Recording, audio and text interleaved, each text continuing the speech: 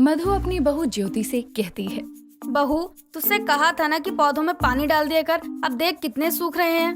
माँ जी, मैंने तो पौधों में पानी डाला है, पर ज्यादा नहीं डाला होगा, क्योंकि पानी को क्यों वेस्ट करना।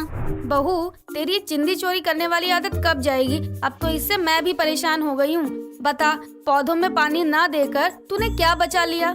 ज्योति को हमेशा से हर चीज में चिंदी चोरी करने की आदत हो गई थी, जिससे उसकी इस आदत से उसके घर वाले भी बहुत परेशान थे।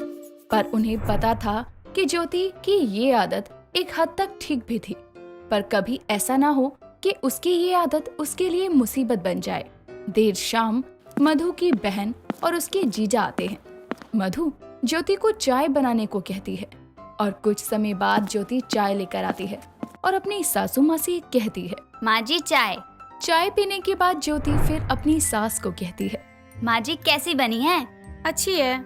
मेहमानों के जाने के बाद मधु ज्योति को बुलाती है और अपनी बहू से बोलती है, बहू, तूने अब चाय बनाने में भी कटौती की ना। चाय में दूध इतना कम है, चीनी का पता नहीं, और चाय पत्ती तो नाम की थी बस। रेलवे में भी इससे अच्छी चाय मिलती है।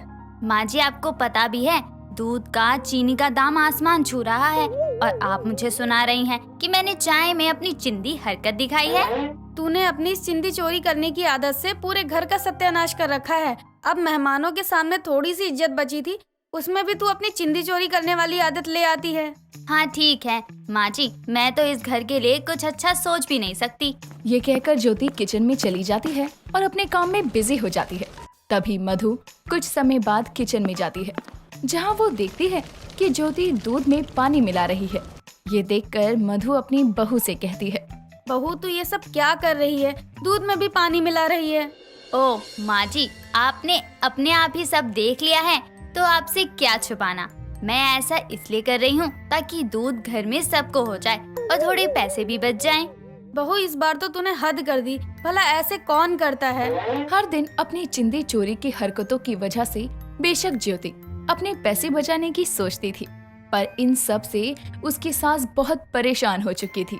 अगले रोज ज्योति अपनी सास मधु के कमरे में जाती है, जहाँ उसे बहुत ज्यादा खांसी हो रही थी, जिसे देखकर मधु ज्योति से कहती है, बहू देख, दवा होगी, मेरी सांस लेने में प्रॉब्लम हो रही है।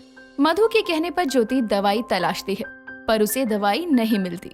इस पर मधु कहती है, बहू ऐसा कर, पास के मेडिकल से जाकर दवा ले आ, ये लिखा हुआ है पर्चे पर। अरे माँ जी, इतनी सी बातों पर आप दवा खाने लगती हो। मैं तो आपकी खांसी और सांस ना आने वाली प्रॉब्लम को 2 मिनट में ठीक कर सकती हूँ। ये कहकर ज्योति अपनी सास के लिए पतीले में गर्म पानी लाती है और उससे ही मधु को भाप लगाने लगती है, जिसका असर सिर्फ कुछ ही समय के लिए होता है।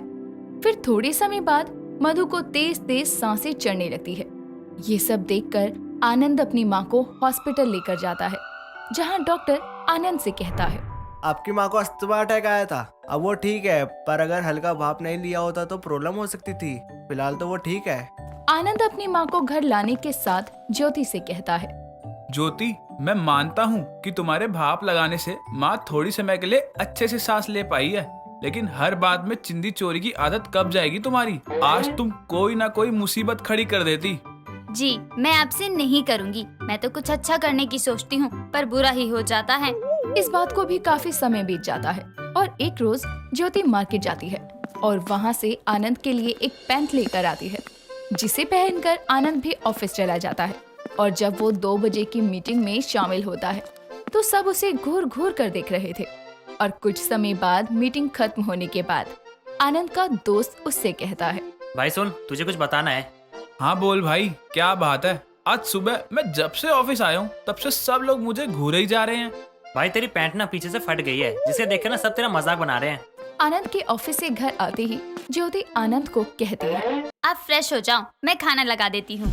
अरे पहले तुम मुझे ये बताओ, तुमने जो कल मार्केट से पैंट ली थी वो कितने की ली थी?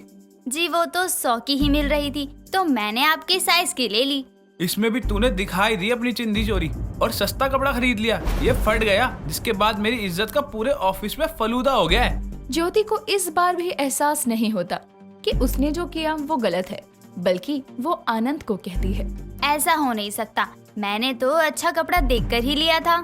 इस इंसिडेंट को भी काफी समय बीत जाता है और एक रोज आनंद की बुआ जी का आना होता है आनंद के घर। वो आते ही मधु को कहती है, मधु, आनंद की शादी में मैं आ नहीं पाई थी, इसीलिए अब शादी के 1 साल बाद आ रही हूँ। कहाँ है तेरी बहू? नजर नहीं आ रही। होगी यहीं कहीं, काम कर रही होगी। अभी आवाज लगाती हूँ। ज्योति बहू कहाँ है? ज्योति अपनी सासू माँ की आवाज सुनकर हॉल में आती है, जहाँ पर भारती, बुआ और मधु बैठे हुए थे। मधु ज्योति को भारती से मिलवाती है और भारती भी ज्योति से मिलकर कहती है, बहू तो वाकई काफी अच्छी है। हाँ ये तो है दीदी। आप चाय लेंगी क्या? नहीं नहीं, अब तो खाना ही खिला दे।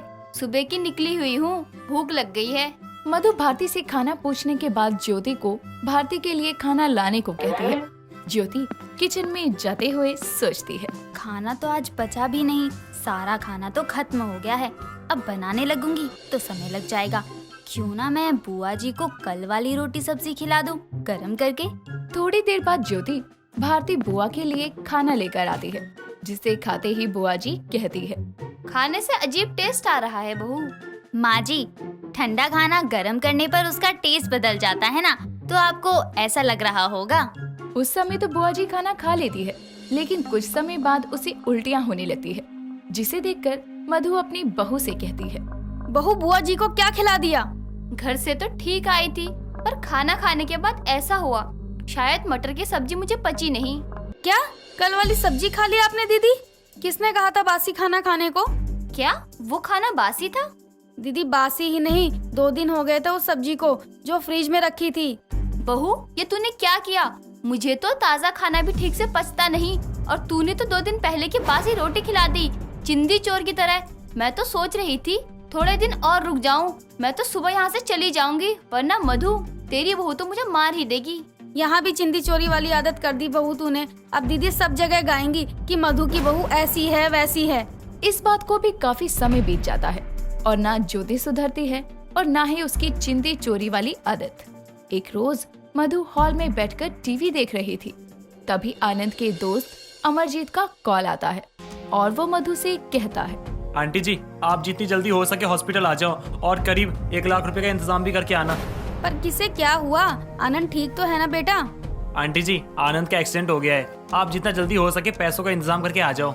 मधु ये सुनकर घबरा जाती है और तो और वो अपनी बहू से कहती है, जल्दी हॉस्पिटल चल, लेकिन पैसे की भी तो जरूरत है और हम इतने पैसे कहाँ से लेकर आएंगे?